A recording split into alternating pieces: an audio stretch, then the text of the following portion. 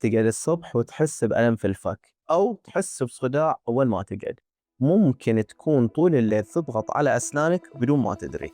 الحالة هذه تعرف باسم teeth grinding أو bruxism، وبالعربي صرير الأسنان، وهو نشاط متكرر في عضلات الفك، ويظهر بطريقتين: أثناء الاستيقاظ غالبا يكون ضغط لا واعي على الأسنان، أثناء النوم تتكرر انقباضات عضلات الفك مما يسبب الضغط أو طحن في الأسنان. والمهم أن صرير الأسنان مو دائما مشكلة أسنان بحتة، ممكن يكون مرتبط بالنوم أو التنفس أو حتى عوامل نفسية. التحدي إن اكتشاف صرير الأسنان غالبا يكون متأخر، بعد ما يبدأ تآكل الأسنان أو يظهر ألم في الفك أو تبدأ حساسية أسنان.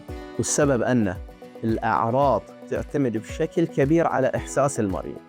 الفحص السريري غالبا يكشف الآثار بعد حدوثها، والتشخيص بنفسه عن طريق اختبار النوم مكلف وغير عملي لأغلب الحالات. لكن هل ما زال تشخيص صرير الأسنان يعتمد على ظهور الأعراض وآثار تآكل الأسنان فقط؟ أم أن الطب الحديث وصل إلى طريقة تراقب نشاط عضلات الفك أثناء النوم؟